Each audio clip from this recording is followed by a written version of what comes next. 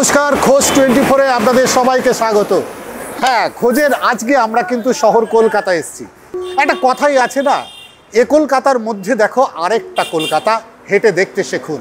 হ্যাঁ, যদি হেঁটে আপনি কলকাতাকে দেখতে চান তাহলে এই কলকাতায় অনেক কিছু দেখার আছে। আর কলকাতার একটা 250 বছরের ইতিহাস আমাদের চোখের সামনে দিয়ে আমরা প্রতিদিন দেখি, কিন্তু আমরা কেউ খেয়াল করতে পারি না। সেই ইতিহাসকে সাক্ষী করে আজকে আপনাদেরকে কলকাতার একদম মাঝখানে নিয়ে এসেছি। আমার ঠিক পেছনটাই হচ্ছে ধর্মতলা, আর সামনে রয়েছে আমার শ্যামবাজার। এরই মাঝখানে রয়েছে শোভা বাজার, আর শোভা বাজারের ঠিক মাঝখানে দুটি রাস্তার মাঝখানে রয়েছে লাল মন্দির। কি এই লাল মন্দিরের গল্প, চলুন আজকে আপনাদের শোনাই। কথায় বলে কলকাতা শহরের পথে পথে ইতিহাস, তবে সেই ইতিহাস ঠিক রাজপথের মাঝখানে দাঁড়িয়ে থাকলে অবাক লাগে বইকি। ঠিক সেই রকমই অবাক করা একটি মন্দির দাঁড়িয়ে চিত্তরঞ্জন এভিনিউর ঠিক মাঝখানে। শোভাবাজার মেট্রো স্টেশনের ঠিক সামনে এই মন্দিরটি সকলেরই চোখে পড়ে। অবাক লাগে নিশ্চয়ই। লাল রঙের এই মন্দিরটিকে সকলে লাল মন্দির বলেই ডাকেন। কি এই লাল মন্দির? কবে থেকে শুরু এর ইতিহাস? সে আজ অনেক বছর আগের কথা। অন্তত 250 বছর আগে এখানে ছিল একটি মাটির ঘর। সেখানেই তন্ত্র সাধনা করতেন অমরকৃষ্ণ। আর তারপর থেকেই ক্রমশ মন্দিরে জনসমাগম হতে থাকে। এই অমরকৃষ্ণ ঠাকুর শোভাবাজারের রাজাদের বাড়ি অর্থাৎ নবকৃষ্ণ দেবের বাড়িতে চণ্ডীপাঠ করতেন। তবে অনেকের মতে নাকি স্বয়ং রাজবাড়ির উদ্যোগেই গড়ে উঠেছিল এই মন্দির।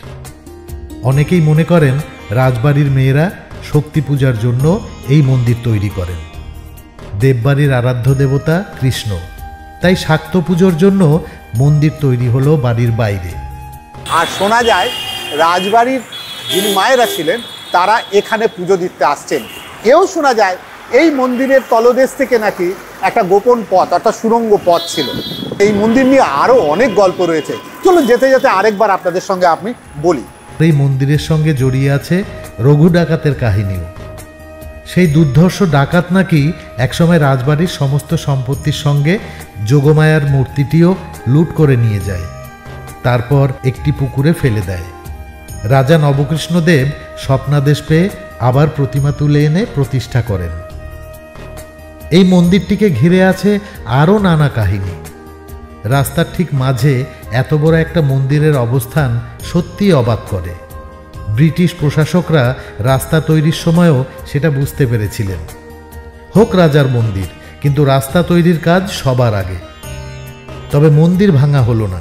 ইস্ট ইন্ডিয়া কোম্পানি এখানে রাস্তা তৈরি করতেও কিন্তু এই মন্দিরটি ভাঙতে পারেনি, কারণ তাদের নানা কথা উপকথার মধ্যে দিয়ে যেটা জানা যায় যে সেই সময় শ্রমিকরা কাজ করতে গিয়ে তারা কিন্তু এখানে এই মন্দিরটা ভাঙতে পারে না, অসুস্থ হয়ে যায়। এরপর আরও নানা সময় রাস্তা সম্প্রসারণের জন্য মন্দির ভাঙার প্রস্তাব ওঠে, কিন্তু প্রতিবারই প্রস্তাব বাতিল হয়ে যায়।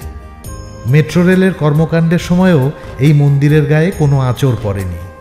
মন্দির অক্ষত রেখে সুড়ঙ্গ খননের জন্য 3 কোটি টাকা বরাদ্দ করেছিলেন স্বয়ং প্রধানমন্ত্রী ইন্দিরা গান্ধী।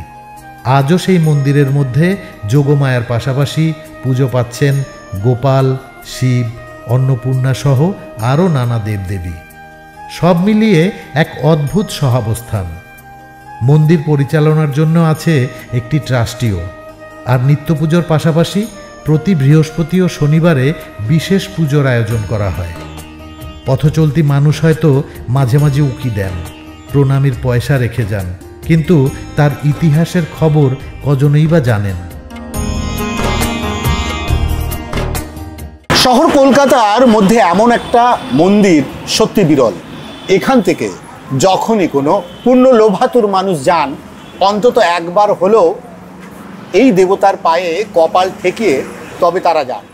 এই মন্দিরের একটি নির্দিষ্ট দিনে পুজো তো হয়, সেই সাথে এখানে কিন্তু নিত্য পুজোর ব্যবস্থা আছে। আজ দেখলেন লাল মন্দিরের গল্প। কেমন লাগলো আপনাদের, আপনারা জানাতে পারেন। তবে হ্যাঁ, আরও এরকম নতুন নতুন অনেক কিছু দেখতে পাবেন। শুধু একটা ছোট্ট সাবস্ক্রাইব করে রাখুন। ভালো থাকবেন, সুস্থ থাকবেন, আর থাকবেন খোঁজ 24-এর সাথে।